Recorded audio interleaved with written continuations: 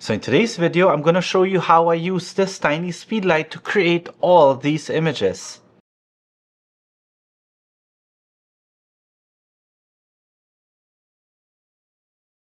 So hi everyone, this is Jiggy, a portrait photographer from the Philippines, and welcome to the channel. So let's go straight to it. So if you're familiar with the channel, you could see that my wife Coco is once again my model. And by the way, this particular series was shot for Sony Southeast Asia in order for me to show the power of this tiny speedlight, the Sony f60RM2. Now I had my speedlight modified using just a standard 120 umbrella, and you could see that the camera that I used was my Sony a7 Mark IV, and the speedlight was triggered using this one, the WRC1M. Now you might have noticed that there's something here right in front, which I will be discussing later. Now, here's my exposure, 1/250 f1.2 ISO 100, but in reality that doesn't really signify the actual strength of the existing ambient light because I used this one. This is the one that I showed you that was in front of my lens. The lens, by the way, was I think my 51.2 GM, and that camera, if I didn't mention it, was my Sony a7 Mark IV, which I think I did. Now this is an HNY Vari ND filter, so what this allows me to do, as you can see, I can actually put shades in front of my lenses. The reason why I use this one is so that I can stay within my flash sync speed, therefore allowing me to use the maximum power of this flash. Thus, I am able to control the existing ambient light even if it was so strong and so bright. So as you can see here, again, f1.2, I have it at about half a stop or maybe 1/3 stop underexposed, just so that I can control the highlights here. And I have my light here, and this was my first shot. There, you can see immediately it was overexposed. There. Now, since it was overexposed, what I did was I clicked on my camera, and that's the beauty of having a Sony system, working with a Sony system. I could actually control the power of my flash from within the in-menu system. So since it was too powerful, I made it, I think 1/2 there, 1/2 power, and there you go. There we go. I think we got that one. So the first layout, there's actually something very important here. You could see that the light was coming from here. There, you could see that the light was coming from here.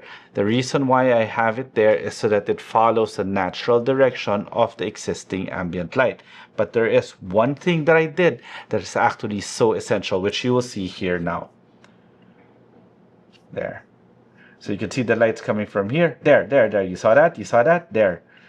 So what I was doing was I was actually using my existing modifier to diffuse the light coming from the sun. Therefore, it made the sunlight a bit weaker, and at the same time, I was able to replace it with beautiful natural light. And these are the images from that first layout. Then I moved on to another layout, and once again, I just have to say, my wife Coco, shout out to you. You really brought it in the shoot. You looked amazing in all these photos. Now, you can see I had my light once again right here because you can see the shadow here. The existing ambient light was coming from this general direction. So every time I am shooting, I'm actually controlling my highlights, or I am exposing for my highlights in order for it not to be blown. So I would then, again, look at this. I would adjust my exposure there. You could see the light. You might have noticed that I actually had two flash units, two of these connected to the mag ring, in order for me not to overheat my flash because it was a hot day. So what I would do is I would shift from flash A, flash B, flash A, flash B, depending. Let's say I'd take like 20 shots of this one, then I would shift to the next one just to make this one rest. Well, actually it's just there because I wanted to have it there as backup so that I didn't really have to replace the flash in case that one of the batteries actually did, well, I ran out of battery in one of the flash units. Okay, here's a better view of where the light is coming from. You could see that here is where the natural light is coming from. Here's where the natural light is hitting my subject, and you could see how harsh it was, and that's the light that I wanted to tame. So again, I move the light just so that it covers her face slightly. There, you can see it there already. And look at this one.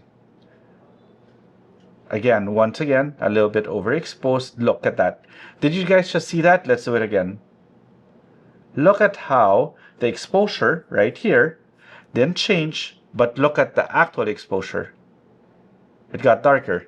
That's because, once again, I was controlling my exposure by just doing this one to the ND filter. And once I got the exposure right, there, I think this was okay already. And a few tweaks in terms of composition. Now, I wanted this composition even if the light was here because it's very easy to remove that in Photoshop. Now, I actually had every intention of removing it in Photoshop. I was aware that it's going to be there, so it was never an afterthought. It was that I actually purposely did that because I wanted the composition. However, I couldn't have my light too far away because if I did, I actually might lose a bit of power, which I needed for this particular shoot. And these are the outputs of that particular layout.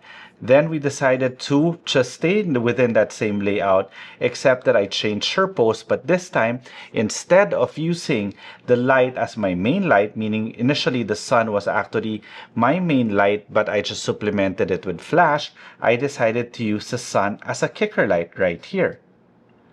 So you could see I had the light right behind her, the sun I mean, right behind my subject, right behind Coco, creating that nice kicker light right there. And I had my light right here so that it just wraps around so the light looks so natural. So the first shot most likely will be underexposed. There, it is a bit underexposed. So since I actually was on full power already, what I needed to do was just bring the light closer, because if you bring the light closer, you will make the light stronger. So that's what I did here. And this is the output of this particular series. There we go. Now, do you see? It's actually a bit too strong already, so I probably adjusted it. And once I dialed everything in, it's just a matter of composing it properly. And these are the outputs of this particular layout. Now, moving forward again, I actually stayed within that area, and you notice within that area I actually had 3 layouts already. Well, this is the third one, this one that I'm about to show you. And this is once again showing how I would actually diffuse the existing natural light, creating beautiful light already. However, I used my flash to create that slight contrast to give that depth, because remember, with shadows, you are actually creating shape, form, texture, and depth. So once again, you can see 2 flash units there, but I was only using 1. So look, you see that the light was hitting her face and it wasn't diffused. And look at how harsh that light was. Let's bring it back. So this is straight out of the camera. You could see how harsh that light was, that highlight, which I didn't like. It wasn't really harsh. It was like how intense the highlights were. And that's why I decided to move the light. You notice there, I'm actually moving it so that, again, let's look at it. Just in case you missed it, look at that. Just that slight movement to the left, and we basically covered her face, creating beautiful, look at that. Straight out of the camera, it already looks beautiful. Existing natural light was so amazing already. However, I just wanted a little bit more highlight. Therefore, when I used the flash, look at that. It was just a little bit of tweak here and there, and look at how beautiful that is straight out of the camera. And these are the actual images once processed. And that's how I shot all those images using this tiny speedlight, the Sony f60RM Mark II, triggered using the WRC1M, and the camera that I used was my Sony a7 Mark IV with a 50mm 1.2 lens, and this one, the H&Y Vari ND filter. So key takeaways from this one is, number 1, I made sure that I used my existing ambient light, whether it would be my main light or my kicker light. I also used my 120cm shoot-through umbrella as a diffuser to remove the intense highlights on my subject's face, but at the same time I used my flash to actually return those highlights, but this time controlled.